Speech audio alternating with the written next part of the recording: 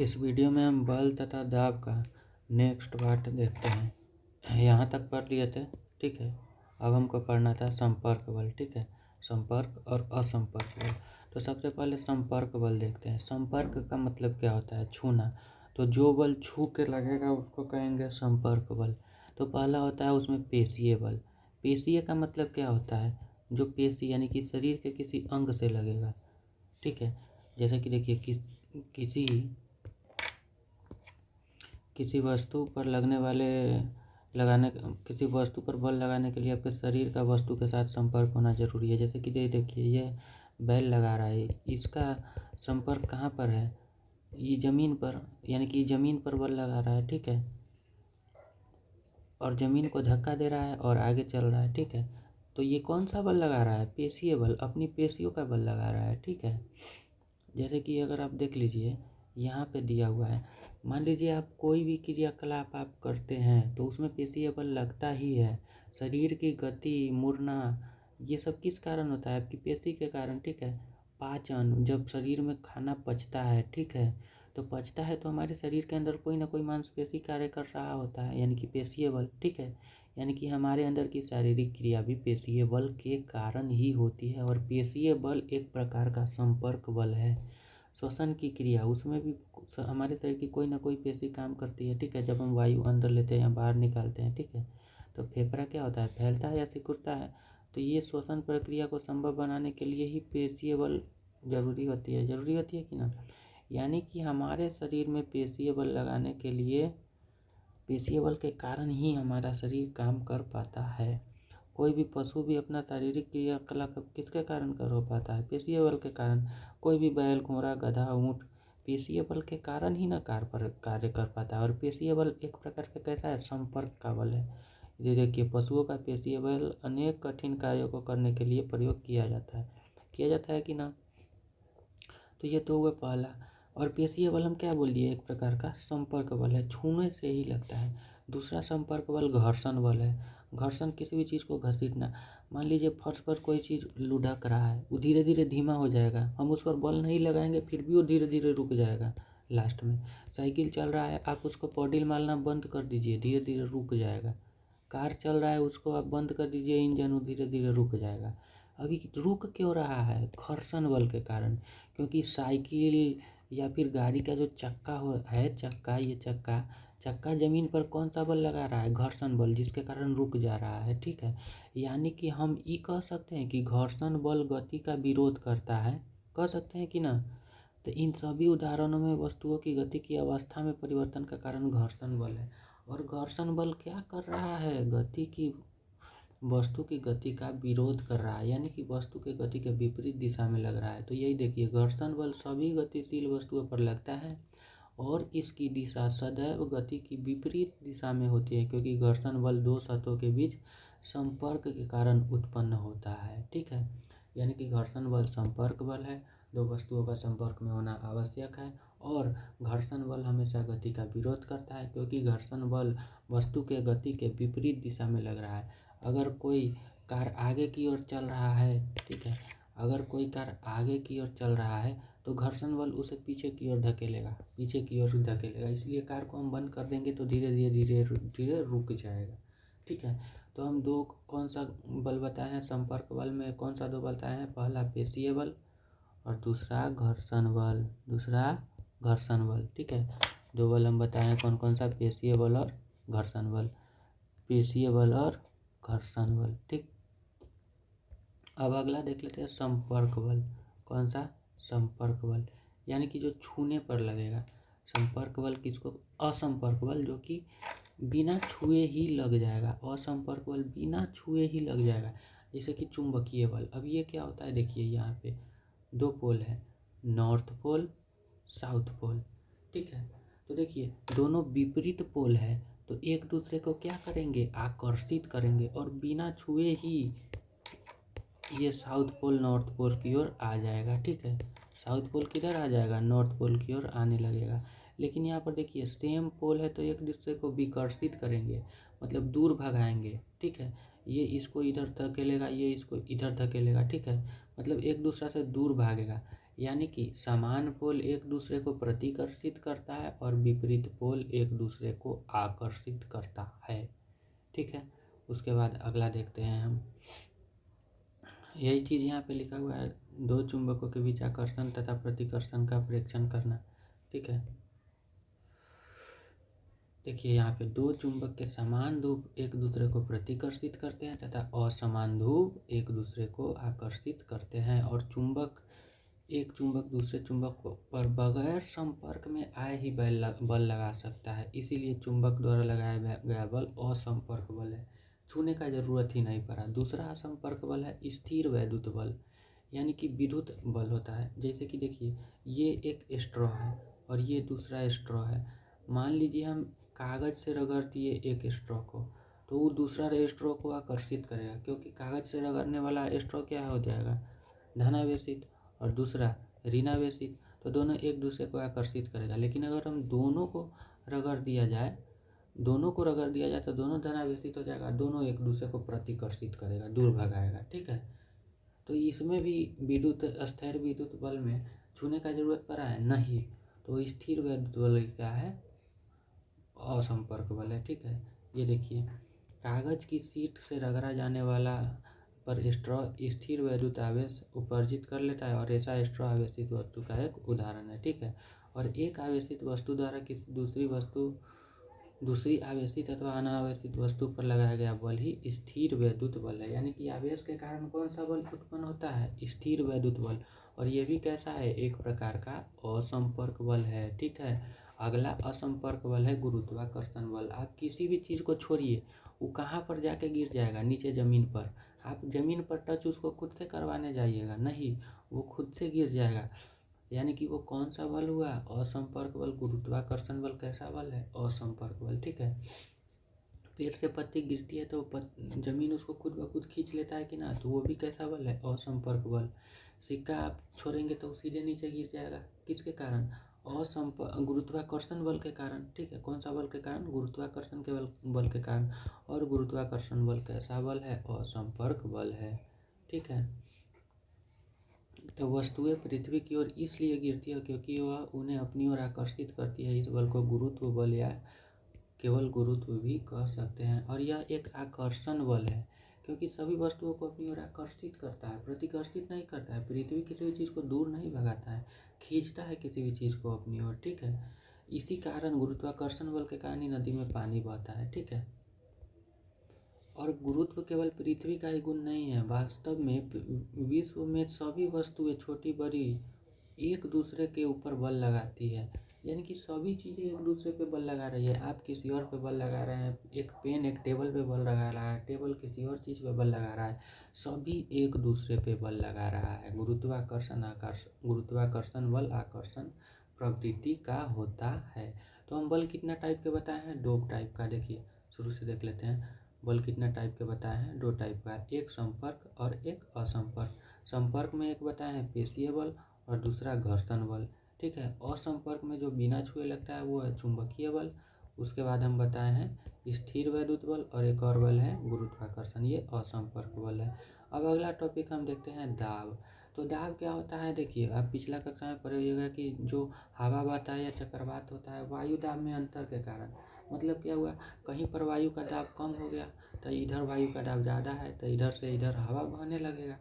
तो वायु दाब, या फिर बहुत कम हो गया वायु दाब, इधर बहुत ज़्यादा हो गया तो चक्रवात यानी कि तेज हवा बहने लगेगा। तो ये सब किस कारण होता है, वायु दाब में अंतर के कारण। ठीक है, आप कील को ठोकिए, मतलब एक कील को ठोकिए, ऐसे वाला कील है, तो इसको अगर आप ऐसे ठोकिएगा तो ये जल्दी अंदर चल जाएगा, लेकिन आप उल्टा करके ऐसे ठोकिएगा तो ये जल्दी अंदर जाएगा, नहीं जाएगा। अब क्यों नहीं जाएगा वो हम देखते हैं। ठीक है, एक और एग्जांपल देख लेते हैं। मान लीजिए आप भोंत चाकू से सब्जी काटिएगा तो कटेगा, नहीं काटेगा, लेकिन तेज चाकू से काटिएगा तो कट जाएगा। क्यों, नुकीला सिरा से काट रहे हैं तो जल्दी कट जाएगा। ठीक है, यानी कि जिस क्षेत्रफल पर बल लगाया जाता है वह इन कार्यों को आसान बनाने में एक भूमिका निभाता है। ठीक है, यानी कि क्षेत्रफल हम जितना कम रखेंगे बल उतना ज़्यादा लगेगा। ठीक है, क्षेत्रफल कम रखने का मतलब क्या हुआ यही कील देखिए, कील ठोकने के लिए नीचे वाला क्षेत्रफल जितना कम रखेंगे दाब उतना ज़्यादा असर करेगा, लेकिन अगर हम क्षेत्रफल जितना बढ़ा देंगे दाब उतना कम लगेगा। ठीक है, यानी कि क्षेत्रफल बढ़ाने पर दाब घटेगा। ठीक है, क्षेत्रफल बढ़ाने पर दाब घटेगा। ठीक है, और क्षेत्रफल घटाने पर दाब बढ़ेगा। याद रहेगा, यानी कि दाब क्षेत्रफल का कैसा हो गया, व्युत्क्रमानुपाती हो गया। ठीक है, दाब क्षेत्रफल का कैसा हो गया, व्युत्क्रमानुपाती हो गया। और हम जितना बल बढ़ाएंगे उतना दाब भी बढ़ेगा, हम जितना दाब बढ़ाएंगे उतना बल भी बढ़ेगा। ठीक है, आप कांटी को जोर से मारिएगा तो ज़्यादा बल लगेगा, आप कांटी को धीरे धीरे मारिएगा तो मतलब आप ज़्यादा बल लगाइएगा तो दाब भी ज़्यादा लग जाएगा। ठीक है, मतलब आप ज़्यादा बल का मतलब आप ज़्यादा तेज़ी से हथौड़ी मारिएगा तो दाब भी अधिक लगेगा। लेकिन क्षेत्रफल का व्युत्क्रमानुपाती होगा, अगर हम क्षेत्रफल बढ़ाएंगे तो दाब घट जाएगा। ठीक है, और ये जो कांटी ठोक रहे हैं या फिर कोई चीज़ यहाँ पे देखिए चाकू से काट रहे हैं तो ये लंबवत ही ना बल लगता है, तो दाब लंबवत लगता है। अब ये देखिए ये आदमी बोझा उठा रहा है। ठीक है, तो ये अपने माथे पर पगड़ी रख के क्या करता है, देखिए ये पगड़ी रख के क्या कर रहा है, इसका मान लीजिए सर अगर ऐसे होता है ऐसे, तो ये पूरा बल कहाँ पे लगता है, इसके बस इतना भाग में, लेकिन ये पगड़ी रख लिया तो अब इसका क्षेत्रफल बढ़ गया कि ना।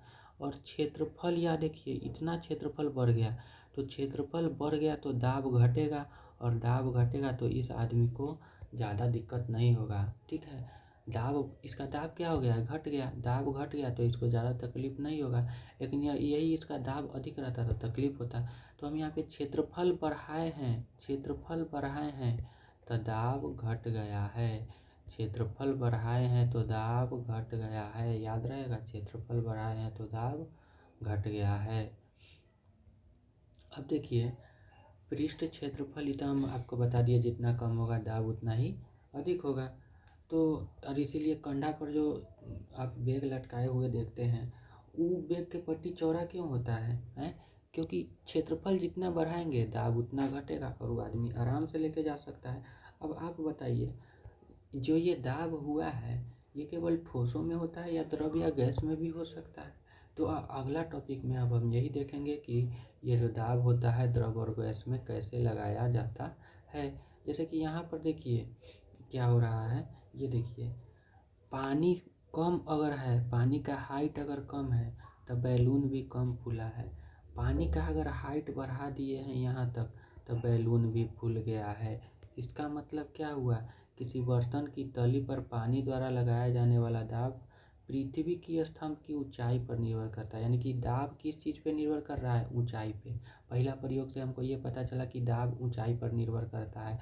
ऊंचाई जितना ज़्यादा दाब उतना अधिक, ऊंचाई जितना ज़्यादा दाब उतना अधिक। दूसरा एग्जाम्पल में हम देखते हैं दाब, द्रव के बर्तन भी दीवारों पर दाब लगाते हैं। इसका एग्जाम्पल कैसे देंगे, मतलब यहाँ पर भी दाब लग रहा होगा, यहाँ पर भी, यहाँ पर भी, यहाँ पर भी, यानी कि द्रव में सभी जगह पर दाब लगता है, सभी दीवारों पर भी दाब लगता है। ठीक है, एग्जाम्पल के लिए अगर हम यहाँ पे गुब्बारा लगा देंगे तो एक गुब्बारा में पानी भरने लगेगा, इससे हमको क्या पता चलेगा, यहाँ पर दाब लग रहा था। यानी कि द्रव सभी दिशाओं में भी अपने दीवारों पर भी दाब लगाते हैं, द्रव अपने दीवारों पर भी दाब लगाते हैं।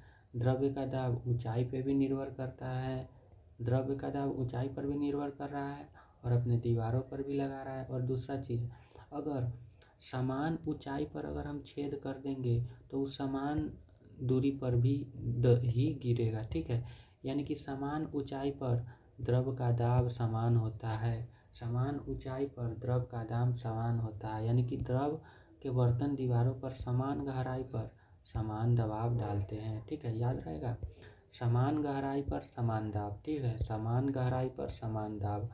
फिर उसके बाद गहराई जितना ज़्यादा यानी कि हाइट जितना ज़्यादा दाब उतना अधिक। ठीक है, और एक हम आपको क्या समझाए थे, द्रव अपने दीवारों पर भी दाब डालता है। ये तीन चीज़ें आपको समझ में आई। तो अब अगला देखते हैं। अब मान लीजिए कोई पाइप फट गया है तो उस पर फव्वारा ऐसे मतलब मान लीजिए पाइप है, तो पाइप फट गया तो इधर से पानी निकलने लगता है कि ना, क्यों? दाब के कारण ही। द्रव्य अपने सतह पर दाब लगाया है और इसके कारण ना फुब्बारा निकलने लगता है। ठीक है, यानी कि वायु प्रत्येक दिशा में दाब लगाती है और बल भी प्रत्येक दिशा में दाब लगाता है। याद रहेगा, वायु भी प्रत्येक दिशा में दाब लगाती है और द्रव्य भी प्रत्येक दिशा में दाब लगाता है। ठीक है, और गैसें जिस बर्तन में रखी जाती है उसकी दीवारों पर दाब डालती है, ये तो हम आपको बता दिए। अब देखिए वायुमंडलीय दाब, वायु द्वारा जो दाब लगाया जाएगा उसको वायुमंडलीय दाब कहेंगे। तो हमारे चारों ओर वायु है और वायु के इस आवरण को वायुमंडल कहते हैं और वायु द्वारा लगाए गए दाब को वायुमंडलीय दाब कहते हैं।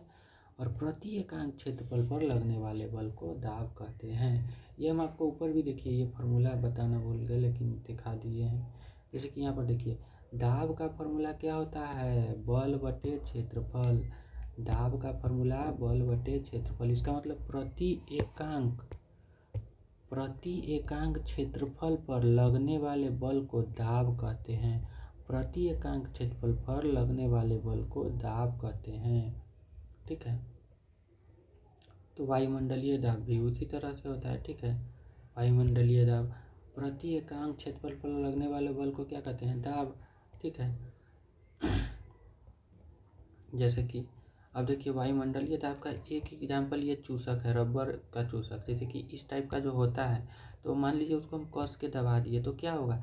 इसके अंदर का पूरा हवा निकल गया और इस पर क्या लग रहा है? वायुमंडलीय दाब ऊपर से लग रहा है। ठीक है, जिसके कारण क्या होगा?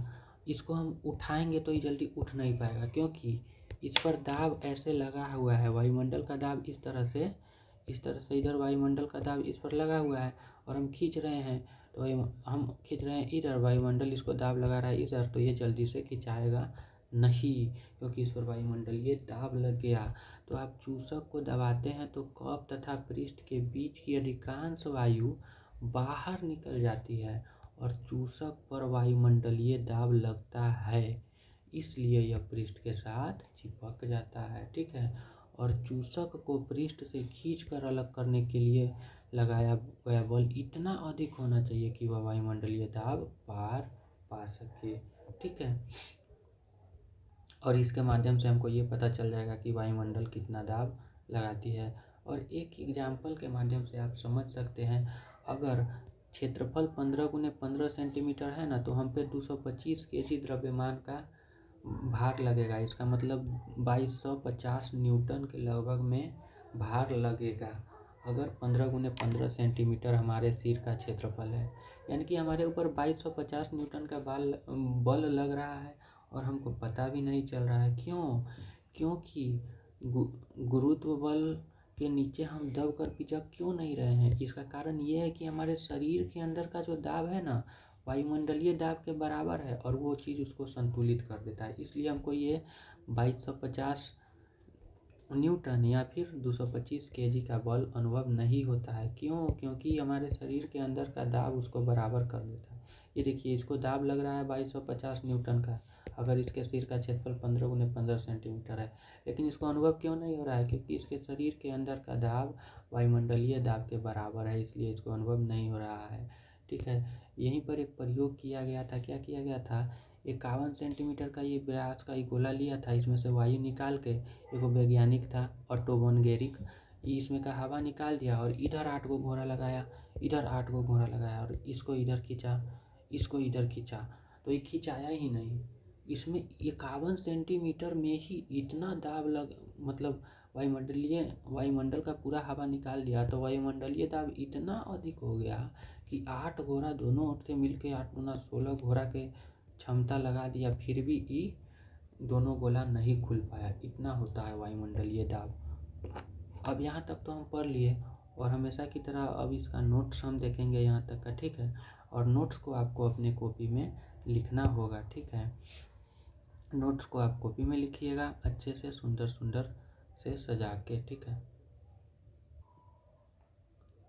यहाँ तक हम आपको पिछली कक्षा में बता दिए थे संतुलित असंतुलित। अब संपर्क बल वाला नोट्स आप कर लीजिएगा। ठीक है, अब यहाँ से आप नोट्स कर लीजिएगा। तो पहला चीज़ हम आपको आज क्या सिखाए हैं संपर्क बल में? जिस बल में वस्तुएं आपस में छूती है, ठीक है। जैसे कि पेशीय बल हुआ, ठीक है। ये पेशीय बल में क्या होता है, मांसपेशियों द्वारा लगाया गया बल होता है, जैसे कि चलना, उठना, धक्का देना, ठीक है। या फिर घर्षण बल जो कि गति का विरोध करता है, जैसे कि फर्श पर गेंद धीरे धीरे रुक जाती है। और असंपर्क बल यानी कि नॉन कॉन्टैक्ट फोर्स का मतलब क्या हुआ, दो चीज़ छूता नहीं है, तो इसमें पहला हम क्या बताएं, चुंबकीय बल, जो कि चुंबक लोहे को आकर्षित करता है, ठीक है। दूसरा बताएं गुरुत्वाकर्षण बल, जिसमें वस्तु पृथ्वी की ओर आकर्षित होती है। और तीसरा क्या होता था, स्थिर वैद्युत बल, जिसमें कागज के टुकड़े रगड़े हुए प्लास्टिक से चिपक जाते थे। ये तीनों असंपर्क बल थे और ये तीनों संपर्क बल थे। फिर उसके बाद अगला चीज़ हम आपको क्या बताए हैं, दाब। दाब का फॉर्मूला हम क्या बताए हैं, बल बटे क्षेत्रफल, और जितना कम क्षेत्रफल उतना अधिक दाब, ये भी हम आपको बता दिए हैं। तो नुकीली कील आसानी से लकड़ी में घुस जाती है और ऊंची एड़ी के जूते ज़्यादा दबाव डालते हैं, ठीक। फिर उसके बाद गैस और द्रव का भी दावा हम आपको बताए हैं अब आज के क्लास में, कि पानी और हवा हर दिशा में दबाव डालते हैं, ठीक है। और गहराई बढ़ने पर क्या हो रहा था, दाब बढ़ रहा था, इसीलिए बांध नीचे से मोटा होता है, ताकि नीचे दाब ज़्यादा रहता है और बांध टूटे ना, ठीक है। दूसरा लास्ट चीज़ हम आपको वायुमंडलीय दाब के बारे में बताए हैं, जो कि हमारे चारों ओर की हवा की दाब डालती है। जैसे कि सक्शन कप जो हम आपको चूसक बताए थे, वो दीवार से चिपक जाती है इसी के कारण ना। और याद रखने योग्य बातें क्या है, बल क्या है, एक प्रकार का धक्का या खिंचाव है, और बल गति, दिशा और आकार बदल देता है, ये चीज़ हम आपको बता चुके हैं, ठीक है। और घर्षण क्या होता है, गति का विरोध करता था, और कम क्षेत्रफल होता था तो अधिक दाब होता था, और हवा और पानी दाब डालते हैं। तो इस तरह से आपका क्वेश्चन खत्म हो गया। अब पार्ट 3 में हम इस चैप्टर के सारे प्रश्न उत्तर को देख लेंगे। अगर आपको अच्छा लग रहा होगा तो लाइक और सब्सक्राइब जरूर कीजिएगा। धन्यवाद।